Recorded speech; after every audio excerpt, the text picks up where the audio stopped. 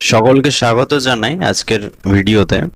আজকের আমাদের আলোচ্য বিষয় হচ্ছে কনস্টিটিউশন অফ ইন্ডিয়া, ভারতের সংবিধান। ভারতের সংবিধান বলতে আমরা কি বুঝি সেসব বিষয়ে আমরা আলোচনা আজ করব।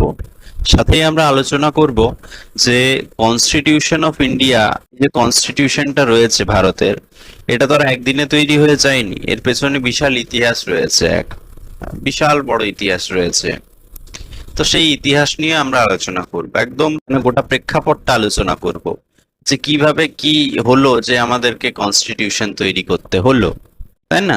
সব বিষয় নিয়ে আমরা আলোচনা করব। তো ফার্স্টে আমরা ইন্ট্রোডাকশন পার্টটাতে চলে আসি যে হোয়াট ইজ কনস্টিটিউশন। তো দেখো, কনস্টিটিউশনের সেরকম সংজ্ঞা হয় না কোনো, কেমন, কনস্টিটিউশনের কোনো সংজ্ঞা নেই। কনস্টিটিউশনকে কিন্তু আমরা ইন জেনারেল সেন্সে একটা সংজ্ঞা আকারে আমরা বলতে পারি, বাট সেরকম কোনো সংজ্ঞা নেই। তো চলো আজ আমরা দেখে নিই কি কি আলোচনা আমরা করব আজকের ভিডিওতে।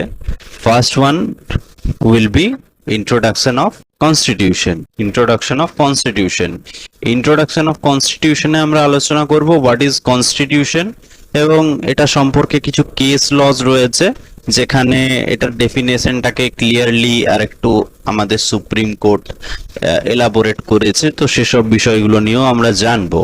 সেকেন্ড, আজ আমরা ডিসকাস করব হিস্টোরিক্যাল ব্যাকগ্রাউন্ড অফ কনস্টিটিউশন। তো এই দুটো জিনিস নিয়ে আজ আমরা আলোচনা করতে চলেছি আজকের ভিডিওতে। এগুলোকে একটু বড় করে দেওয়া যাক যাতে তোমরা দেখতে পাও ভালোভাবে সকলে। তো এই দুটো জিনিস নিয়ে আজ আমরা আলোচনা করব। তো চলো শুরু করছি আজকের ভিডিও, দেরি না করে। Let's start. সো প্রথমে আমরা চলে এসেছি ইন্ট্রোডাকশন অফ কনস্টিটিউশনে। ইন্ট্রোডাকশন অফ কনস্টিটিউশনে আমাদেরকে বুঝতে হবে যে what is constitution. The first question which arise is constitution. তো দেখো, কনস্টিটিউশনের কোনো একটা নির্দিষ্ট সংজ্ঞা হয় না। আমি এখানে অনেক কিছু লিখেছি, তোমরা দেখতে পাচ্ছ, বাট এগুলো দেখে ঘাবড়িও না। কনস্টিটিউশনের কোনো ইন জেনারেল সংজ্ঞা হয় না। যেরকম আমরা পড়ি ফটোসিনথেসিসের একটা সংজ্ঞা রয়েছে নির্দিষ্ট, সেরকম কনস্টিটিউশনের কিন্তু নির্দিষ্ট কোনো সংজ্ঞা নেই। যে যেভাবে পারে সেভাবে সে বলতে পারে। ইন জেনারেল ওয়েতে যে যেভাবে পারে সে সেভাবে বলতে পারে। তুমি তোমার মতো করে কনস্টিটিউশনকে ডিফাইন করবে, আমি আমার মতো করে কনস্টিটিউশনকে ডিফাইন করব, এটাই হচ্ছে বাস্তব। সো কনস্টিটিউশনকে যদি আমি একদম শর্ট ফর্মে বলি যে হোয়াট ইজ কনস্টিটিউশন, একটা লাইনের মধ্যে, একদম অ্যাবসলিউট লাইনের মধ্যে, so it is the highest law of a country. দেখো, একটা কান্ট্রিতে, একটা দেশে অনেকগুলো ল থাকে। যেমন ভারতবর্ষে প্রচুর ধরনের ল রয়েছে, আইপিসি রয়েছে, সিআরপিসি রয়েছে, সিপিসি রয়েছে, এভিডেন্স অ্যাক্ট রয়েছে, তারপরে তোমার কন্ট্রাক্ট অ্যাক্ট রয়েছে, ট্রান্সফার অফ প্রপার্টি রয়েছে, ফ্যামিলি অ্যাক্টস গুলো রয়েছে, তো কত কিছু ল রয়েছে, তাই না? এরপরে প্রশ্ন হচ্ছে যে এসব লয়েরও ঊর্ধ্বে একটা ল রয়েছে, সেই লটার নামই হচ্ছে তোমার কনস্টিটিউশন। দেখো, যখনই আমরা কোনো রকমের কোনো আইন তৈরি করি তখন কিছুগুলো জিনিস আমাদেরকে মাথায় রেখে সেই লটা বানাতে হয়, সেই আইনটা বানাতে হয়। সেগুলোকে তোমরা অ্যাজ আ গাইডলাইন্স মেনে চলতে পারো, গাইডলাইন্সই বলা চলে সেগুলোকে। তো সেই সব গাইডলাইন্স গুলোকে ডিফাইন করেছে আমাদের কনস্টিটিউশন। যদি কোনো একটা এমন তুমি আমাদের দেশে আইন পাস করো যেটা আনকনস্টিটিউশনাল, তাহলে সেই লটা কিন্তু খারিজ হয়ে যাবে, তাই না? সেই লটা ইনভ্যালিড, এই লটা ভারতে লাগু হতে পারে না, কারণ কনস্টিটিউশন হচ্ছে সবার ঊর্ধ্বে। যেরকম আমরা বলি না, বাপ কা বাপ হতা হয়, ওরকম লয়ের ল এটা। কোন ল যখন তৈরি করা হয় তখন সেসব জিনিসগুলোকে তোমাকে মাথায় রাখতে হবে, সেসব জিনিসগুলোকে ডিফাইন করছে constitution. So it is the highest law of a country. তারপরে এটাকে তোমরা যদি একটা প্রশ্নে, মানে পরীক্ষার খাতায় বা কোথাও যদি একটু এলাবোরেটলি একটু যদি তোমরা এক্সপ্লেন করতে চাও, তাহলে তোমরা এইভাবে সেটাকে বলতে পারো যে a constitution means a document having a legal sanctity which sets out the framework and the principal functions of the organs of the government of a state. It declares the principal governing of those organs. এটার মানে কি, তাই না? এই যে আমি এত বড় পড়ে দিলাম এখান থেকে এখান পর্যন্ত, সো এটার মানে কি? দেখো, কনস্টিটিউশনটা ফার্স্ট অফ অল হচ্ছে একটা ডকুমেন্ট, একটা রিটেন ডকুমেন্ট, যেটার মধ্যে কি ডিফাইন করা রয়েছে, এটার মধ্যে কিছু প্রিন্সিপাল ফাংশনস এবং তাদের ফ্রেমওয়ার্ক, সেসব জিনিসগুলো কিন্তু ডিফাইন করা রয়েছে। কিসের প্রিন্সিপাল ফাংশনস ডিফাইন করা রয়েছে? না, of the organs of the government of state. এবারে অর্গানস মানে কি? অর্গানস মানে হচ্ছে আমাদের তিনটে জিনিস অর্গেনস এর মধ্যে পড়ে। একটা হচ্ছে এক্সিকিউটিভ, দ্বিতীয় হচ্ছে তোমার legislative and legislature, and third হচ্ছে তোমার জুডিশিয়ারি। এই তিনটে আমাদের অর্গান রয়েছে স্টেটের মধ্যে। এই তিনটে অর্গান কেন রয়েছে? কারণ দেখো, কারো একজনের মানে একটা ধরো পার্সন রয়েছে এবং তাকেই যদি সবকিছু পাওয়ার দিয়ে দেওয়া হয়, তাকেই যদি এক্সিকিউটিভ পাওয়ার গুলো দিয়ে দিই, লেজিসলেটিভ পাওয়ার গুলো দিয়ে দিই, জুডিশিয়ারি পাওয়ার গুলো দিয়ে দিই, তাহলে সে তো সেই জিনিসটার মিসইউজ করতে পারে তার ফেভারে, তার ইচ্ছে মতো সে কিছু করবে। তো তখন তো মানুষ আর কিছু করতে পারবে না, তখন তো তাকে বাধা দেওয়ার কেউ থাকবে না। কিন্তু যদি এই জিনিসগুলোকে আমরা তিনটে আলাদা আলাদা ভাগে ভাগ করে দিই, এক্সিকিউটিভ কে আলাদা, লেজিসলেচার কে আলাদা, জুডিশিয়ারি কে আলাদা, তাহলে কি হবে না, কোনো একটা যদি অর্গান আমাদের কিছু খারাপ কাজ করে বা ভুল কাজ করে, তখন বাকি দুটো অর্গান তারা তো আলাদা, তারা তো আর সেই পার্সেন্টটাই নয়, তখন সেই দুটো আর কি যারা অর্গান রয়েছে তারা তখন তাকে পাকড়াও করবে এবং তাকে শুধরে দেবে। তো সেই জন্য আমাদের পাওয়ারটাকে ডিস্ট্রিবিউট করে দেওয়া হয়েছে, এবং এই ডিস্ট্রিবিউশন অফ পাওয়ারটাকে বলা হয় সেপারেশন অফ পাওয়ার। এই যে কনসেপ্টটা রয়েছে, এই কনসেপ্টটাকে বলা হয় সেপারেশন অফ পাওয়ার, যার ফলে আর কি গভর্নেন্সটা বেটার হয়। তো সেই যে এই যে পাওয়ারটাকে আমরা সেপারেট করেছি, এক্সিকিউটিভ, লেজিসলেটিভ এবং জুডিশিয়ারি, এই তিনটি অর্গানের কি কি কাজ, তাদের প্রিন্সিপাল ফাংশনস গুলো কি কি, সেই সব জিনিসগুলোই কিন্তু কনস্টিটিউশনে আমাদের ব্যাখ্যা রয়েছে। এবং আমাদের এই যে তারা কিভাবে গভর্নিং করবে, তাদের প্রিন্সিপাল গভর্নিং কিভাবে হবে, সেসব জিনিসগুলো, এই যে অর্গানের যেগুলো প্রিন্সিপাল গভর্নিং সেগুলো কিভাবে হবে, সেই সব জিনিসগুলো কিন্তু এলাবোরেটলি আমাদের কনস্টিটিউশনে খুব সুন্দরভাবে রয়েছে। আমাদের কনস্টিটিউশন হচ্ছে লংগেস্ট রিটেন কনস্টিটিউশন, তোমরা সকলেই জানো। তো এটাই হচ্ছে আর কি কনস্টিটিউশনের ডেফিনেশন। তারপরে আরেকটা খুব ফেমাস লাইন হচ্ছে, constitution is a living and organic document. আর হচ্ছে কনস্টিটিউশন ইজ, অনেকে এটাও বলে যে constitution is not merely law. এটা মানে সেরকম দিক থেকে দেখতে গেলে কোনো কিন্তু আইন বা ল নয়, এটা হচ্ছে machinery by which all laws are made.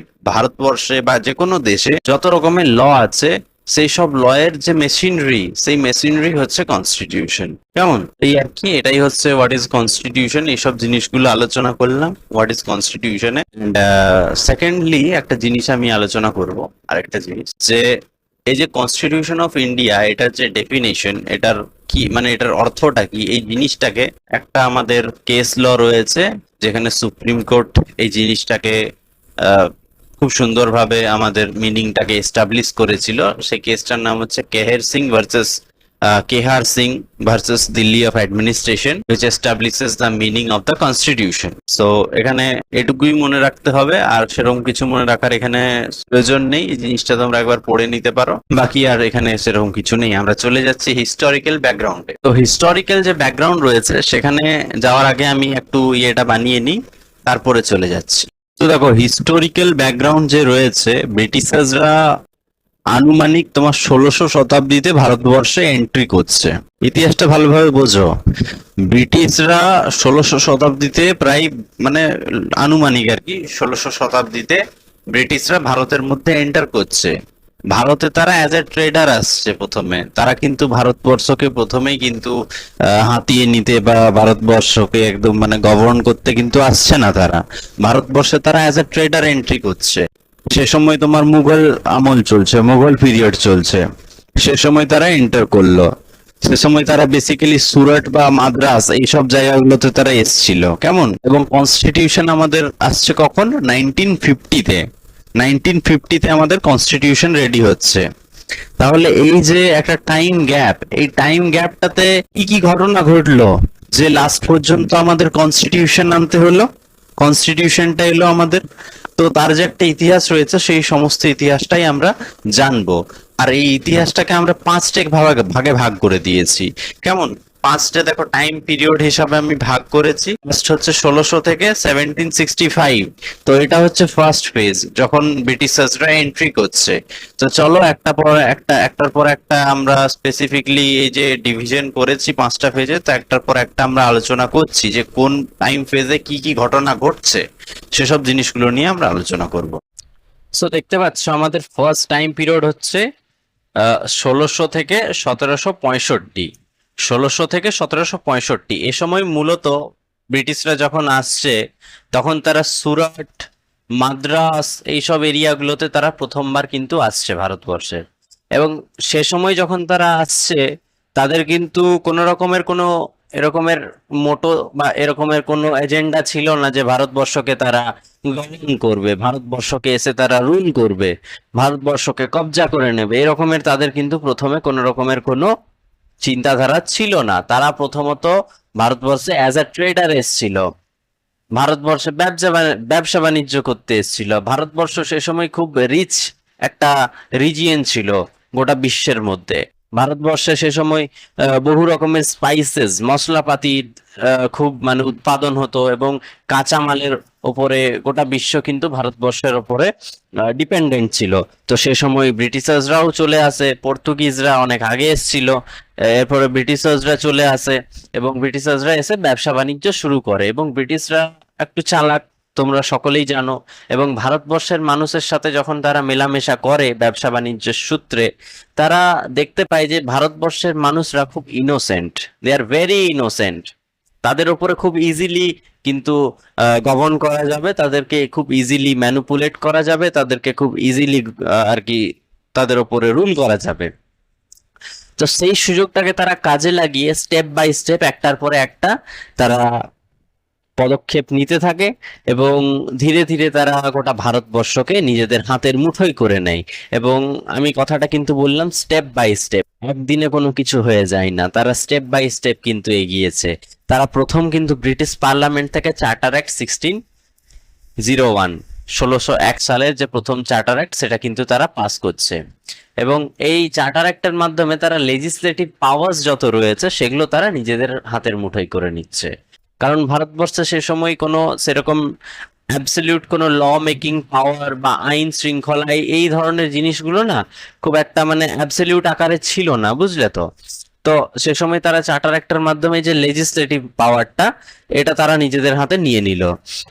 এইভাবে দেখতে দেখতে charter act 1609, charter act 1661, charter act 1693, সবগুলো একটার পর একটা একটার পর একটা একটার পর একটা রিফর্মস এর মাধ্যমে তারা আরো নিজেদের হাতটাকে বিস্তৃত করতে লাগলো।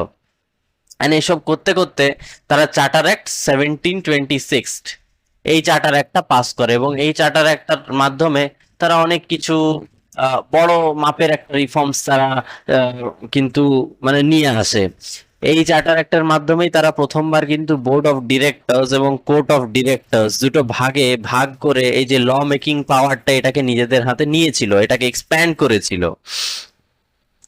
অ্যান্ড এসব করতে করতে দেখা যায় কি হচ্ছে না, লাস্ট যিনি মুঘল এম্পায়ার ছিলেন অরঙ্গজেব, যাকে আমরা লাস্ট মুঘল এম্পায়ার বলে জানি, অরঙ্গজেব, ওনার কিন্তু ডেথ হয়ে যাচ্ছে। এবং ওনার ডেথ হয়ে যাওয়ার পরেই কিন্তু সেরকম কোনো স্ট্রং উত্তরাধিকারী বা তার সন্তান বা হোয়াট এভার কেউ কিন্তু সেরকম ইন্ডিয়ার মধ্যে ছিল না মুঘল এম্পায়ারে। তো ওনার যখনই ডেথ হচ্ছে, তখন বলতে পারো এক রকমের মুঘল যে আমাদের সাম্রাজ্য, এই মুঘল সাম্রাজ্যের কিন্তু একটা ডিক্লাইন চলে আসছে, খুব বড় সড় মাপের ডিক্লাইন হচ্ছে মুঘল এম্পায়ারে। এবং এই মুঘল এম্পায়ারের যখনই ডিক্লাইন হচ্ছে না, তখন ভারতে অনেক প্রিন্সলি স্টেট সে সময় রয়েছে। ভারত কিন্তু এই যে আমরা অখণ্ড ভারতের কথা বলি, কিন্তু অখণ্ড ভারত যতই হোক, ভারত কিন্তু অনেক টুকরো টুকরো টুকরো টুকরো হিসাবে ভেঙেছিল, বুঝলে তো। ভারতের ওপরে কেউ সেইভাবে আর কি গোটা ভারতবর্ষকে নিয়ে কেউ আর কি রুল করেনি। গোটা ভারতবর্ষটা টুকরো টুকরো টুকরো টুকরো অঞ্চলে ভেঙেছিল, প্রত্যেকটা অঞ্চলে আলাদা আলাদা রাজা রানী, তাদের আলাদা আলাদা কারেন্সি, তাদের আলাদা আলাদা ল অ্যান্ড অর্ডার, তাদের আলাদা আলাদা সবকিছু, এইভাবে কিন্তু গোটা ভারতবর্ষ ভেঙেছিল। তো তাদের মধ্যে তখন কি হয়, যখন মুঘল এম্পায়ার, তাদের মধ্যে ছিল একটা সব থেকে বড় বড় সড় মাপের একটা আর কি এম্পায়ার। তো সেই কারণে বলা চলে মুঘল এম্পায়ারই গোটা ভারতবর্ষের অধিকাংশ অংশতে কিন্তু তাদের কিন্তু আর কি রাজ চলতো।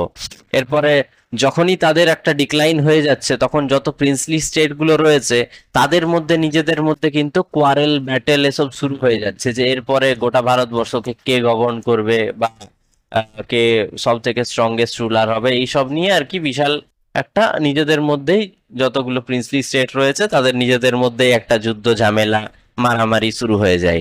এবং এই সুযোগটাকে কিন্তু ব্রিটিশার্সরা কাজে লাগায়। তারা বরাবরই একটু চালাক টাইপের ছিল। কেমন তারা কি করে সেই জিনিসটাকে তারা কাজে লাগায়, সুযোগে লাগায়। অ্যান্ড তোমরা জানো সে সময় মুঘল এম্পায়ারের পরে সব থেকে স্ট্রংগেস্ট লিডার বলতে আমাদের, মানে সব থেকে স্ট্রংগেস্ট রিজিয়ন বলতে আমাদের বেঙ্গল ছিল। সে সময় রাজা সিরাজদৌলা আমাদের বেঙ্গলে গভর্ন করছিল। তো ওনার সাথে তখন ফার্স্ট ব্রিটিশার্সরা একটা যুদ্ধ করে, যেটার নাম আমরা জানি battle of Plassey. Battle of Plassey খুবই ইম্পর্টেন্ট, 1757 সালে হয়েছিল, এবং বলা চলে এটা একটা টার্নিং পয়েন্ট ছিল, ফার্স্ট টার্নিং পয়েন্ট, যার মাধ্যমে কিন্তু ব্রিটিশার্সরা ভারতবর্ষে কবজা করে। এবং সাথে সাথে আরেকটা যুদ্ধর কথা না বললেই নয়, যেটা হচ্ছে ব্যাটেল অফ বক্সার। এটা বিহারের একটা অংশের মধ্যে পড়ে, বক্সার বলে জায়গাটা। তো সেখানে ব্যাটেল অফ বক্সার হয়েছিল 1764-এ। এটাও একটা খুব বড় টার্নিং পয়েন্ট। এবং এসব করতে করতে কিন্তু ভারতবর্ষকে ব্রিটিশরা তাদের হাতের মুঠোয় করে নেয়। এবং তারপরে এসব যুদ্ধ ঝামেলার পরে কি হয়, যে যিনি last ruler Shah Alam two, এনাকে ভারতবর্ষের লাস্ট রুলার বলা হয়, বুঝলে তো। তো এই যিনি লাস্ট রুলার ছিলেন, ওনার কাছ থেকে যত দিওয়ানি রাইটস গুলো ছিল, এটা এরা তখন ইস্ট ইন্ডিয়া কোম্পানি মানে ব্রিটিশার্সরা সে সময় নিয়ে নেয় শাহ আলম টু এর কাছ থেকে দিওয়ানি রাইটস গুলো। দিওয়ানি রাইটস বলতে কালেকশন অফ রেভিনিউ, মানে ট্যাক্স কালেক্ট করার, ভারতবর্ষের মানুষজনের কাছ থেকে যে ট্যাক্স কালেক্ট করার যে রাইটসটা, সেই রাইটসটাকে ইস্ট ইন্ডিয়া কোম্পানি বা ব্রিটিশার্সরা কিন্তু নিজেদের হাতে নিয়ে নেয়। অ্যান্ড এই সব জিনিসগুলোই কিন্তু আমাদের 1600 থেকে 1765-র মধ্যে এইসব ঘটনাগুলো ঘটছে। and এইসব ঘটনাগুলোর মাধ্যমে কিন্তু ভারতবর্ষে ব্রিটিশদের আবির্ভাব ঘটছে, ব্রিটিশরা কবজা করে নিচ্ছে ভারতবর্ষে। তো এতক্ষণ তোমরা দেখলে যে পলাশির যুদ্ধ হচ্ছে, ব্যাটেল অফ বক্সার হচ্ছে, মানে ভারতবর্ষে তো আগে রাজা রানীর একটা মোনার্কি চলতো। তো সেখানে কিন্তু জয়ের একটাই মাধ্যম ছিল যে যুদ্ধ করতে হবে, মারপিট করতে হবে। তো সেসব জিনিসগুলো কিন্তু ব্রিটিশার্সরা করলো। কিন্তু ব্রিটিশদের যেটা মূল অস্ত্র ছিল, মেন অস্ত্র, সেটা কিন্তু তাদের ল অ্যান্ড অর্ডার। তাদের হাতে এই যে একটা আইনি ব্যবস্থা, এই আইনি ব্যবস্থার মাধ্যমেই কিন্তু তারা গোটা বিশ্বকে জয় করেছে। এবং ভারতবর্ষ এই যে court and law and order যা কিছু রয়েছে, সবকিছু কিন্তু ব্রিটিশদের, মানে ব্রিটিশরাই ভারতবর্ষে প্রথমবার এনেছিল, তোমরা সকলেই জানো। তো তাদের এটাই কিন্তু সব থেকে বড় অস্ত্র ছিল। এবং সেই জন্য দেখতে পারবে যে নেক্সট টাইম পিরিয়ডটা 1765 থেকে 1854, এই টাইম পিরিয়ডের মধ্যে কিন্তু অনেকগুলো লেজিসলেটিভ চেঞ্জেস হচ্ছে, অনেকগুলো আইন পাস হচ্ছে, regulating act, act of settlement, Pitt's India act, খুব famous act Pitt's India act, charter act 1813, 1833, 1853, পর পর পর পর পর পর পর পর তারা কিন্তু একটার পর একটা ব্রিটিশ পার্লামেন্ট থেকে আইন পাস করিয়ে করিয়ে ভারতের জন্য আনছে। তো ফার্স্ট আমাদের অ্যাক্ট হচ্ছে রেগুলেটিং অ্যাক্ট 1773। এটার মাধ্যমে তারা কি করছে, প্রথম জিনিস, না ব্রিটিশরা, মানে সে সময় ইস্ট ইন্ডিয়া শাসন করছে ভারতবর্ষের উপরে, কোম্পানির শাসন চলছে, তো তাদের যে হোল্ডটা, তাদের যে কন্ট্রোলটা, সেটাকে তারা আরো স্ট্রং আকারে নিয়ে যাচ্ছে। এবং তারা বেঙ্গলেই তারা মূল ঘাঁটি গেড়েছিল, তোমরা সকলে জানো। তো first governor general of Bengal সে সময় কাকে করা হচ্ছে, স্যার ওয়ারেন হেস্টিংসকে। স্যার ওয়ারেন হেস্টিংসকে সে সময়ের first governor general of Bengal করা হচ্ছে। এবং বম্বে এবং মাদ্রাস, এই দুটো আরো প্রেসিডেন্সি ছিল, কিন্তু এই দুটো কিন্তু বেঙ্গলের সাবঅর্ডিনেট ছিল, সাবঅর্ডিনেট পার্ট অফ বেঙ্গল, মানে বেঙ্গলটা হচ্ছে সুপ্রিম। এবং বেঙ্গলের আন্ডারে আরো দুটো প্রভিন্স ছিল, বম্বে এন্ড মাদ্রাস। কেমন, এই দুটো প্রভিন্স ছিল। তো এই তিনটে প্রভিন্সে তারা রাজ করছিল। এবং এই রেগুলেটিং অ্যাক্ট 1773-র আন্ডার এই ফার্স্ট ভারতবর্ষের সুপ্রিম কোর্ট কিন্তু স্থাপনা হয়, সুপ্রিম কোর্ট অফ ক্যালকাটা। তোমাদেরকে বললাম যে ব্রিটিশদের সব থেকে বড় হাতিয়ার ছিল ল অ্যান্ড অর্ডার। তো তাহলে তাদেরকে ফার্স্ট একটা কোর্ট বানাতে হবে ভারতবর্ষে, আইনি ব্যবস্থাটাকে এখানে নিয়ে আসার জন্য। তো তাই তারা কলকাতাতে ফার্স্ট সুপ্রিম কোর্ট তৈরি করছে, বর্তমানে যেটা হাইকোর্ট নামে, হাইকোর্ট অফ ক্যালকাটা নামে পরিচিত, সেটাই হচ্ছে সে সময়কার প্রথম ভারতবর্ষের সুপ্রিম কোর্ট। অ্যান্ড এসব করতে করতে এইসব জিনিসগুলো হলো রেগুলেটিং অ্যাক্ট 1773-তে। নেক্সট আমরা চলে যাব পিটস ইন্ডিয়া অ্যাক্টে। পিটস ইন্ডিয়া অ্যাক্ট হচ্ছে খুবই ইম্পর্টেন্ট একটা অ্যাক্ট।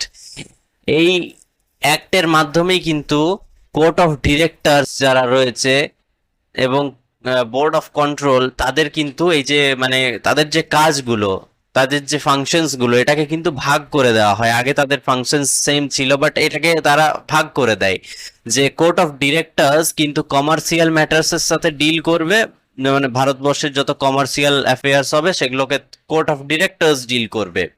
এবং বোর্ড অফ কন্ট্রোল, যে বোর্ড অফ কন্ট্রোল কিন্তু পলিটিক্যাল অ্যাফেয়ার্স গুলোকে নিয়ে ডিল করবে, পলিটিক্যাল অ্যাফেয়ার্স গুলোকে।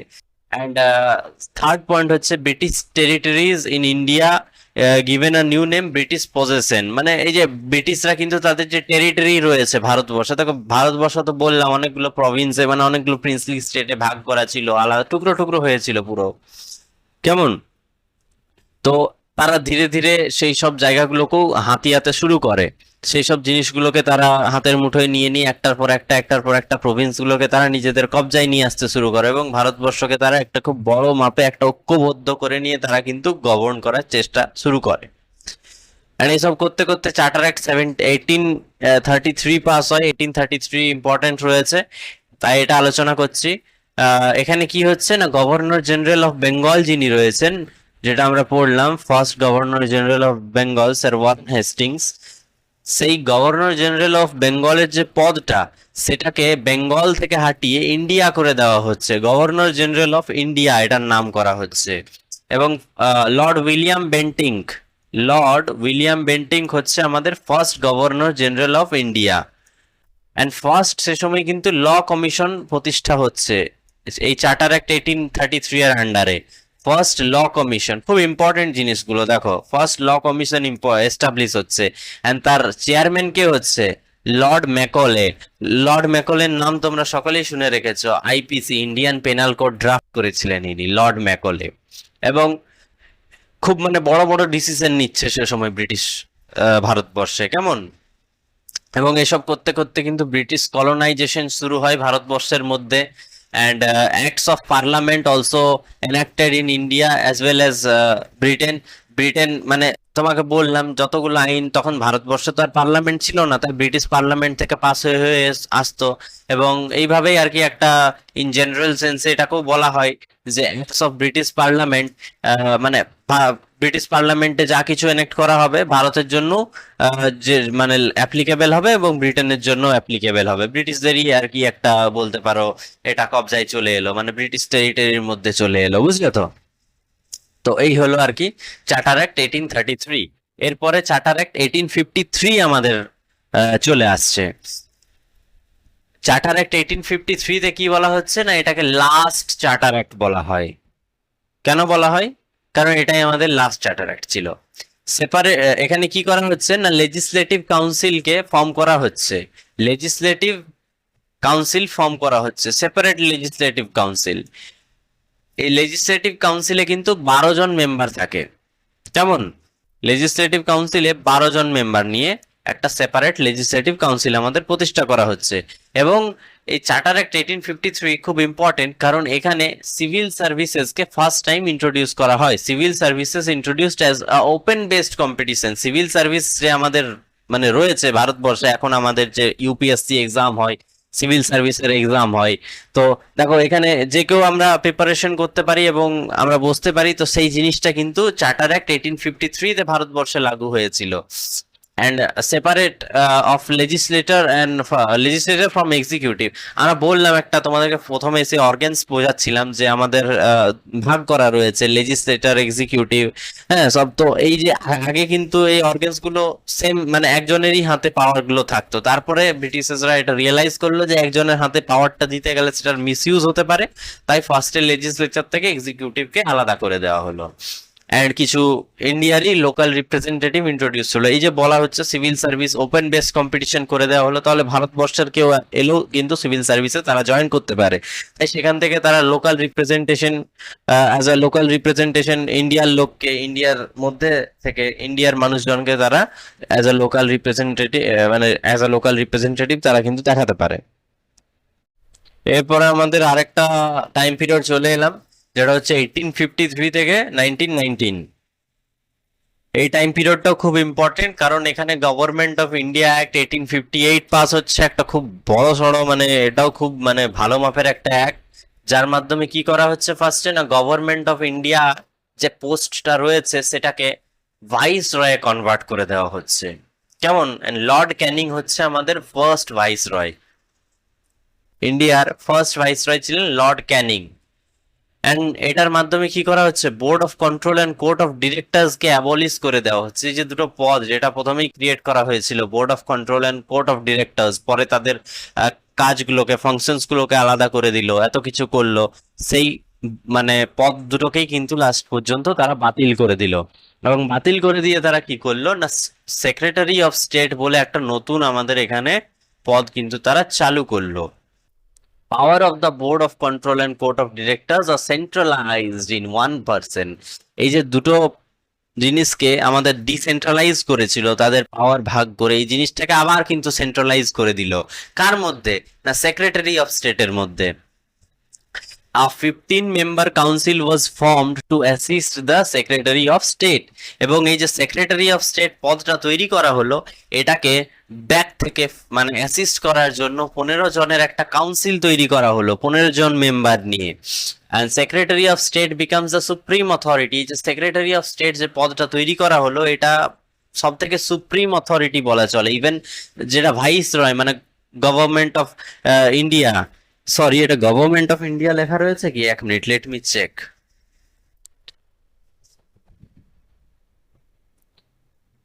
এটা government of India I think হবে না, বুঝলে তো, এটা গভর্নর জেনারেল অফ ইন্ডিয়া, বুঝলে। গভর্নর জেনারেল অফ ইন্ডিয়াটাকে ভাইস রয়ে তোমার কনভার্ট করা হচ্ছে। অ্যান্ড এই যে গভর্নর জেনারেল অফ ইন্ডিয়া যেটা রয়েছে, তিনি কিন্তু আবার সাবঅর্ডিনেট হচ্ছে এই সেক্রেটারি অফ স্টেটের, মানে সেক্রেটারি অফ স্টেট হচ্ছে সব থেকে ওপরে এবং তার নিচে হচ্ছে তোমার ভাইস রয়। তো এই আর কি হচ্ছে গভর্নমেন্ট অফ ইন্ডিয়া অ্যাক্ট 1858 এর কথা। এবং তারপরে চলে আসছে আমাদের Indian council act 1909। It is also known as মরলে মিন্টো রিফর্মস। মরলে মিন্টো কেন বলা হয়? কারণ সেই সময় আমাদের যে সেক্রেটারি অফ স্টেট ছিল, সেক্রেটারি অফ স্টেট তিনি ছিলেন জন মরলে, আর ভাইস রয় সে সময়কার ছিল লর্ড মিন্টো। তো এই দুজনার কথা মাথায় রেখে এটাকে লর্ড বলছি তোমার মরলে মিন্টো রিফর্মস বলা হয়। এবং এই যে কাউন্সিল অ্যাক্ট যেটা রয়েছে, এখানে কিন্তু লেজিসলেটিভ কাউন্সিলের যেটা সাইজ ছিল সেটাকে ইনক্রিজ করা হয় বোথ সেন্ট্রাল এবং প্রভিন্সে।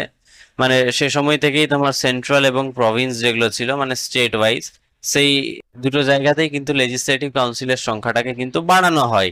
এবং সে সময় তোমরা জানোই যে লেজিসলেটিভ কাউন্সিলে বেশিরভাগই তোমার মানে বেশিরভাগ কি তোমার গোটাটাই আর কি ব্রিটিশার্সরাই থাকতো, বুঝলে তো।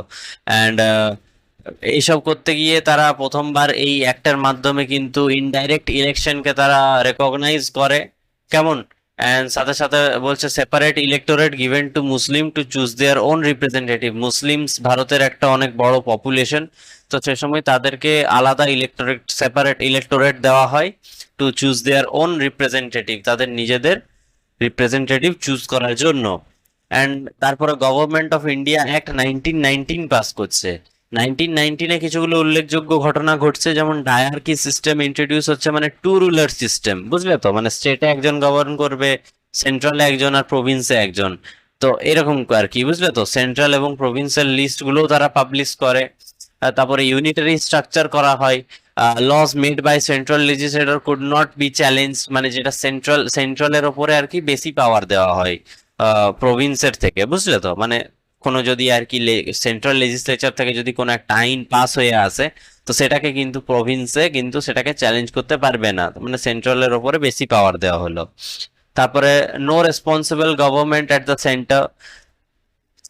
কেমন? মানে রেসপন্সিবল কোনো গভর্নমেন্ট ছিল না সেন্টারের মধ্যে। এবং government has responsible to the British parliament through the secretary of state. মানে সেন্টার যে সেন্ট্রাল গভর্নমেন্ট রয়েছে সেখানে কোনো অ্যাবসলিউট কোনো রেসপন্সিবল গভর্নমেন্ট ছিল না।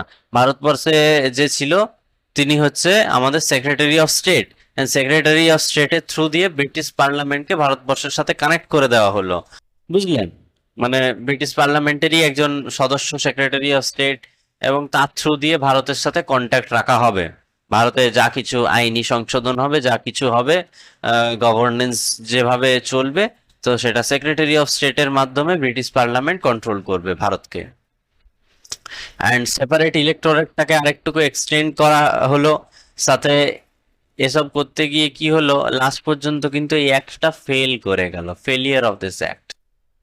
এবং এই অ্যাক্টটা ফেল করার পরে ভারতবর্ষে কি করছে না, সাইমন কমিশন ব্রিটিশরা প্রতিষ্ঠা করছে। সাইমন কমিশন খুব ইম্পর্ট্যান্ট একটা জিনিস, সাইমন কমিশন।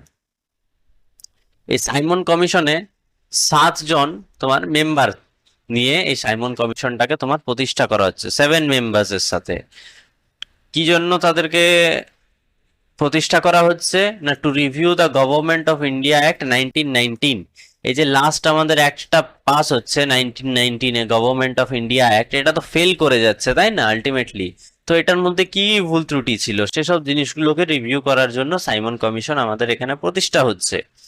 এবং সেসব জিনিসগুলোকে শুধরে মানে পরবর্তী আমাদের যা আইন রয়েছে বা যা আইন পাস হবে সেসবের জন্য এই এই কমিশনটাকে আমাদের প্রতিষ্ঠা করা হয়। এবং কিন্তু কি হয় ঘটনাটা, এখানে যতগুলো এই যে 7টা মেম্বার ছিল 7 জনেই কিন্তু হোয়াইটস বলতে 7 জনেই কিন্তু ব্রিটিশার্স ছিল, মানে একজনও কিন্তু ইন্ডিয়ান ছিল না।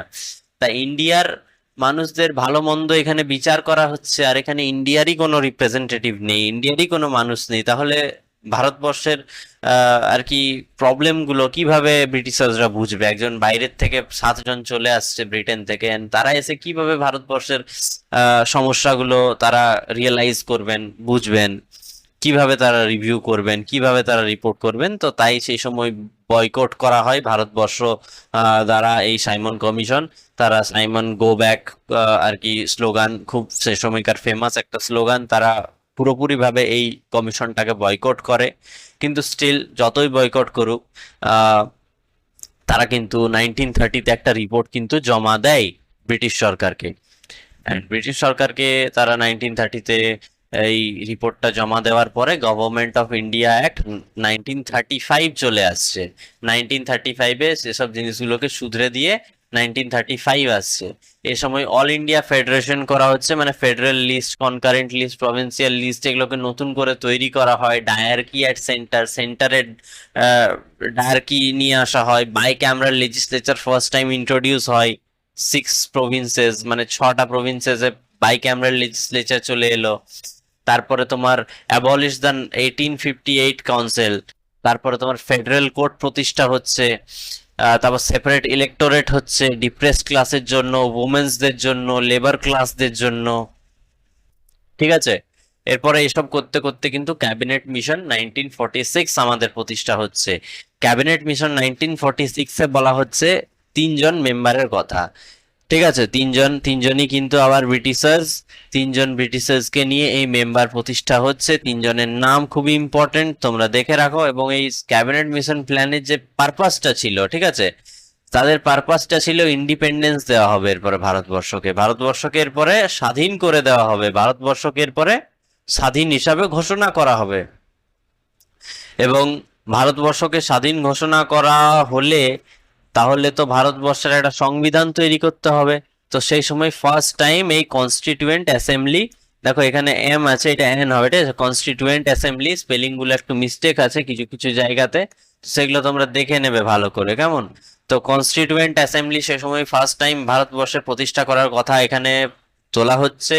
এবং ভারতবর্ষকে দেখো ইন্ডিপেন্ডেন্স দিয়ে দিলেই সঙ্গে সঙ্গে তো ভারতবর্ষের কনস্টিটিউশন রেডি হয়ে যাবে না, ভারতবর্ষের কনস্টিটিউশন তৈরি করতেও কিছুটা সময় লাগবে।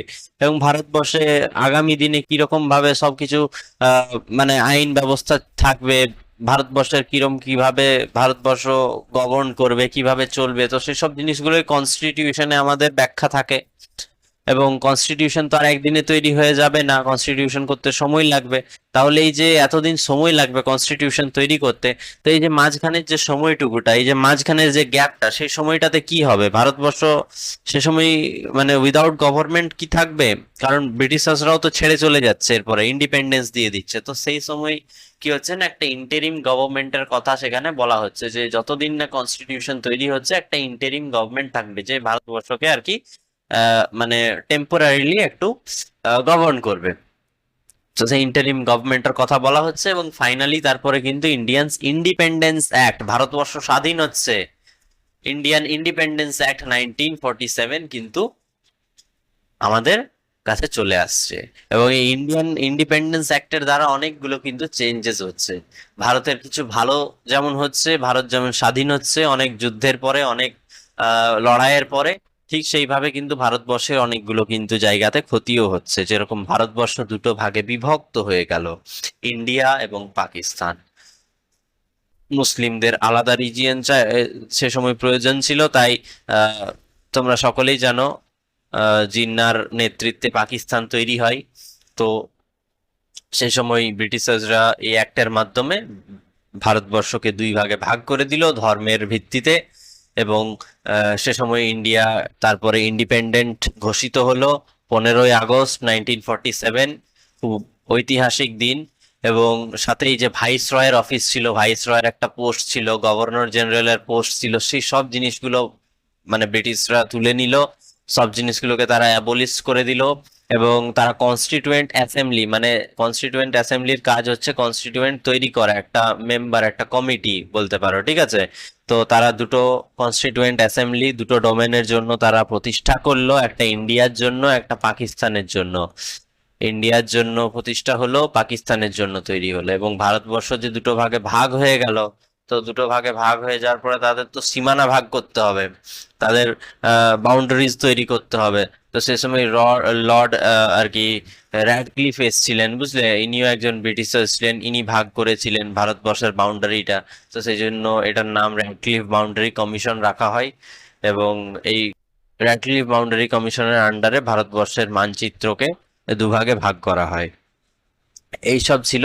এবং এই করতে করতে এই জায়গাটাতে তোমরা ইম্পর্টেন্ট করো যে লাস্টের পর্যন্ত কিন্তু এই কনস্টিটিউয়েন্ট অ্যাসেম্বলি বলে একটা জিনিস কিন্তু ভারতবর্ষে লাস্ট পর্যন্ত প্রতিষ্ঠা হচ্ছে, যার কাজ হচ্ছে কনস্টিটিউশনকে তৈরি করা। তো দেখো কনস্টিটিউশন এবারে তৈরি হতে চলেছে ফাইনালি। তো এই জিনিসটাই আমি বলেছিলাম যে কনস্টিটিউশন তো একদিনে তৈরি হয়ে যায়নি, অনেকগুলো ঘটনা ঘটেছে এর পেছনে, অনেকগুলো তার ইতিহাস রয়েছে, এবং ফাইনালি গিয়ে কনস্টিটিউয়েন্ট অ্যাসেম্বলি আমাদের প্রতিষ্ঠা হচ্ছে। এবং এরপরে আমাদের কনস্টিটিউশন আর কি প্রতিষ্ঠা হবে বা তৈরি হবে। তো কনস্টিটিউয়েন্ট অ্যাসেম্বলির যে ফার্স্ট মিটিং ছিল, the first meeting of the assembly was held on 9th December 1946। 1946 মানে ভারতবর্ষ স্বাধীন হওয়ার আগেই, 1947 এর আগেই ডিসেম্বরে তোমার ফার্স্ট মিটিং কনস্টিটিউয়েন্ট অ্যাসেম্বলির হচ্ছে। এবং as a sovereign constituent assembly of all India, on 11th December, Dr. Rajendra Prasad was elected as a permanent chairman.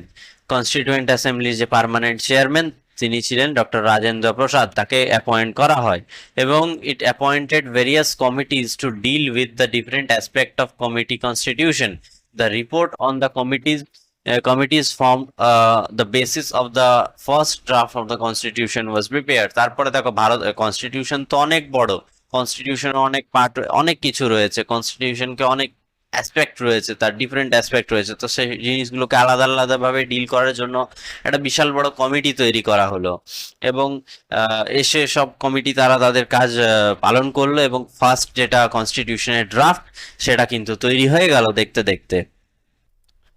The draft constitution was published in January 1984। 1984 মানে ভারতবর্ষ স্বাধীন হওয়ার পরে এক বছর পরে জানুয়ারি 1948 কি হচ্ছে না, ফার্স্ট যেটা ড্রাফট কনস্টিটিউশনের সেটা পাবলিশ করা হচ্ছে। এবং ভারতবর্ষকে মানে ভারতবর্ষের সবাইকে আর কি ওপেনলি চ্যালেঞ্জ করা হচ্ছে যে ভারতবর্ষে কোনো আর কি অ্যামেন্ডমেন্ট চাই নাকি কনস্টিটিউশনে, বা কোনো রকমের কোনো চেঞ্জেস চাই নাকি। তো অনেকগুলো দেখো আসছে রিফর্ম, ঠিক আছে, অ্যামেন্ডমেন্টের জন্য।